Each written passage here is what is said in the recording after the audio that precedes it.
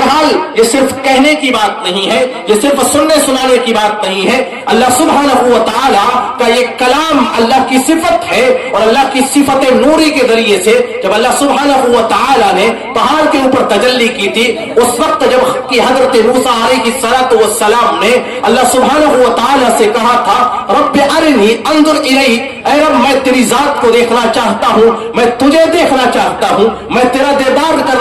کرنا چاہتا ہوں، اللہ سبحانہ و تعالی نے کہا لن ترانی، تو دنیا کی یہ آنکھ اے موسیٰ تمہاری یہ آنکھ مجھے دیکھنے کی صلاحیت نہیں رکھتی، ولیکن انظر الی الجبل، لیکن تم پہاڑ کی جانب دیکھو، پہاڑ کی جانب اپنی نگاہ ڈالو۔ حضرت موسیٰ علیہ السلام کو اللہ نے حکم دیا کہ پہاڑ کو دیکھو، اور پہاڑ کے اوپر فلما تجلی ربہ للجبل جعلہ دقا وخر موسیٰ صعقا، اللہ سبحانہ و تعالیٰ کی کہ نور کی تجلی، اللہ جب اپنے نور کی تجلی پہاڑ کے اوپر فرماتا ہے تو قرآن کریم کے اندر اللہ سبحانہ و تعالیٰ کہتا ہے فلما تجلی ربہ للجبل، جب تمہارے رب نے پہاڑ کے اوپر تجلی کی تھی جعلہ دقا، وہ پہاڑ ریزہ ریزہ چکنا چور ہو گیا، وخر موسیٰ صعقا، اور اللہ کا وہ جلیل القدر پیغمبر، وہ مضبوط پیغمبر، وہ بہادر پیغمبر کہ جس کی طاقت و قوت کا عالم یہ تھا، روایات میں آتا ہے حضرت موسیٰ علیہ السلام نے صرف ایک گھوسا اس پتھر کو مارا تھا، جو پتھر ان کا کپڑا لے کر کے بھاگنے لگا تھا۔ صحیح بخاری کی روایت میں آتا ہے وَإِنَّهُ لَنَقْبٌ بِالْحَجَرِ، پتھر کے اوپر نشان پڑ جاتا ہے حضرت موسیٰ کی مار کا۔ حضرت موسیٰ وہ جلیل القدر پیغمبر کہ جب ایک قبطی اور اسرائیلی آپس میں لڑ رہے تھے، حضرت موسیٰ جھگڑا چھڑانے کے لیے جاتے ہیں، فَلَمَّا وَقَدَهُ مُوسَىٰ فَقَضَىٰ عَلَيْهِ، حضرت موسیٰ نے اسرائیلی قبطی کو ایک گھوسا مارا تھا، اور قبطی وہیں پر زمین پر ڈھیر ہو کر کے گر کر کے مر گیا تھا۔ وہ حضرت موسیٰ اللہ کا وہ جلیل القدر پیغمبر کہ جن کے بارے میں روایات میں آتا ہے، صحیح مسلم کی روایت میں آتا ہے اللہ کے رسول صلی اللہ علیہ وسلم ارشاد فرماتے ہیں جب ملک الموت حضرت موسیٰ علیہ السلام کی روح کو قبض کرنے کے لیے آتا ہے، ملک الموت کو حضرت موسیٰ نے گھوسا مارا تھا اور ملک الموت کی آنکھ پھوٹ گئی تھی۔ بہرحال اللہ کا یہ جلیل القدر پیغمبر جب اللہ کے نور کی تجلی اس پہاڑ کے اوپر ہوتی ہے، قرآن کہتا ہے فلما تجلی ربہ للجبل جعلہ دکا وخر موسیٰ صعقا، جب تمہارے رب کی تجلی پہاڑ کے اوپر ہوتی ہے وہ پہاڑ ریزہ ریزہ ہو جاتا ہے، وہ پہاڑ چکنا چور ہو جاتا ہے، اور اللہ کا وہ جلیل القدر پیغمبر، وہ بہادر پیغمبر بے ہوش ہو کے زمین پر گر پڑتا ہے۔ بہرحال تو یہ تو اللہ کے نور کی تجلی تھی، یہ اللہ کی صفت ہے۔ اللہ کی صفت کلامی میں بھی وہی تاثیر ہے، وہی طاقت ہے۔ اسی قرآن کی وجہ سے عرب کے بڑے بڑے جو چگاتری تھے، بڑے بڑے چوتھری تھے، بڑے بڑے دشمنان اسلام تھے، قرآن کی تاثیر سے متاثر ہوئے اور قرآن کے مبلغین میں قرآن کے مبلغ بن گئے۔ نبی کائنات جناب محمد رسول اللہ صلی اللہ علیہ وسلم نے ارشاد فرمایا، صحیح مسلم کی ایک روایت میں آتا ہے کہ قرآن کریم کی جو تاثیر ہے یا اللہ کے نام میں، اللہ کے کلام میں جو تاثیر ہے وہ صرف پچھلے زمانوں میں نہیں تھی بلکہ ہمیشہ رہے گی اور آخر کے ادوار تک رہے گی۔ صحیح مسلم کی ایک روایت حضرت ابو ہریرہ رضی اللہ تعالی عنہ فرماتے ہیں اللہ کے رسول صلی اللہ علیہ وسلم نے اپنے صحابہ سے سوال کیا اور کہا هل سمعتم بمدینة جانب منها في البر وجانب منها في البحر، اے میرے صحابہ کیا تم نے اس شہر کے بارے میں کبھی سنا ہے جس شہر کے ایک جانب دریا ہے، جس شہر کے ایک جانب سمندر ہے اور جس شہر کے دوسرے جانب خشکی واقع ہے؟ اللہ کے رسول صلی اللہ علیہ وسلم کا یہ سوال قسطنطنیہ شہر کے بارے میں تھا جس کے اوپر مسلمانوں کی حکومت ہے، لیکن اللہ کے رسول فرماتے ہیں آخری دور میں یہودی اس کے اوپر غالب آ جائیں گے، کیونکہ شہر قسطنطنیہ جس کا جدید نام استانبول ہے، یہ دو بر اعظموں کا سنگم ہے، بر اعظم ایشیا اور بر اعظم افریقہ کو جوڑتا ہے، اور آخر زمانے میں یہودی اس بر اعظم کے اس شہر کے اوپر قبضہ کر لیں گے تاکہ دونوں بر اعظموں کے اوپر اپنے تجارتی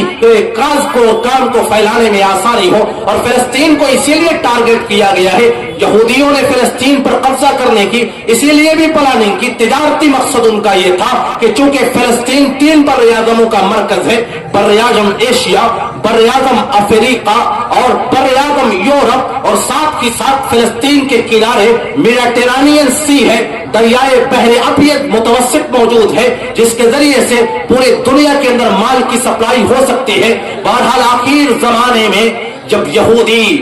यहूदी फिलिस्तीन के बल्कि इस्तांबुल के ऊपर काबिज हो जाएंगे, शहर कुस्तुनतुनिया के ऊपर, अल्लाह के रसूल सल्लल्लाहु अलैहि वसल्लम उसी शहर कुस्तुनतुनिया के बारे में फरमाते हैं कि ला तक़ूमुस्साअ हत्ता यग़ज़ूहा सबऊन अल्फ़म मिन बनी इसहाक़, क़यामत कायम नहीं होगी यहाँ तक कि शहर इस्तांबुल को और कुस्तुनतुनिया को फतह करने के लिए बनु इसहाक़ के 70,000 अफराद रवाना होंगे, एक इस्लामी लश्कर रवाना होगा। फलम युक़ातिलू बिसैफिन वलम यरबू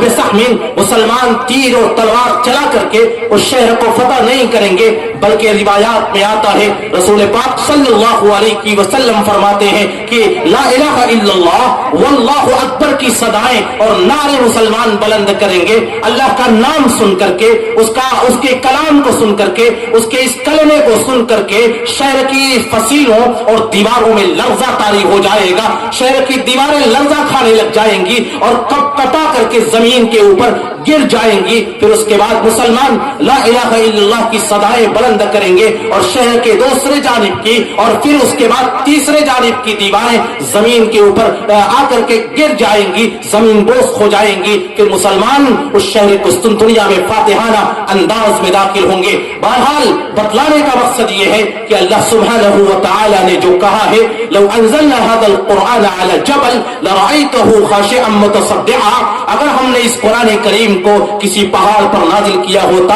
तो कुरान की तासीर उस पहाड़ के सीने को चाक कर देती और पहाड़ की पुश्त को तोड़ फोड़ करके रख देती, पहाड़ रेजा रेजा और चकनाचूर हो जाता। लेकिन क्या वजह है कि कुरान हमारे ऊपर नाजिल हुआ, कुरान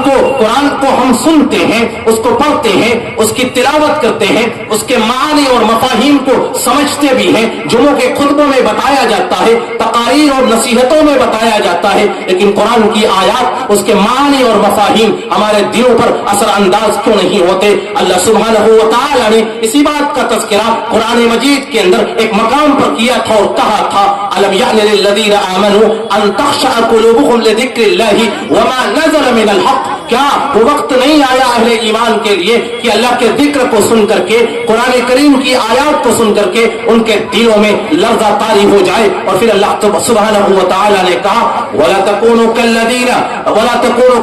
ऊतुल किताबा मिन क़ब्ल, उन लोगों की तरीके से ना हो जाना कि जिनको तुमसे पहले आसमानी किताबें दी गई, फताला अलैहिमुल अमद, और जैसे जैसे अय्याम जमाने गुजरते गए, फक़सत क़ुलूबुहुम, उनके दिलों में सख्ती पैदा हो गई। हमसे पहले जो आसमानी किताबों के हामिलीन थे, जैसे जैसे किताब के नुज़ूल से उनका जमाना दूर होता गया, कुरान कहता है फक़सत क़ुलूबुहुम, उनके दिलों में सख्ती पैदा हो गई, उनके दिलों में कसवत पैदा हो गई, कसावत पैदा हो गई, गिल्ज़त और सख्ती पैदा हुई, जिसकी वजह से कुरानी आयात, आसमानी किताबों की आयात उनके ऊपर असर अंदाज नहीं हो रही थी। इसीलिए अल्लाह सुब्हानहू व तआला ने यही बात कुरान मजीद के अंदर कही और कहा, सुम्मा क़सत क़ुलूबुकुम मिन बअदि ज़ालिका फ़हिय कल हिजारा, तुम्हारे दिल इतने सख्त हो गए कि पत्थरों से ज्यादा सख्त हुए, पत्थर से पानी और दरिया भी बह पड़ता है, लेकिन तुम्हारे दिलों में इतनी सख्ती पैदा हो गई कि कुरान करीम की आयत उसके ऊपर असर अंदाज नहीं होती।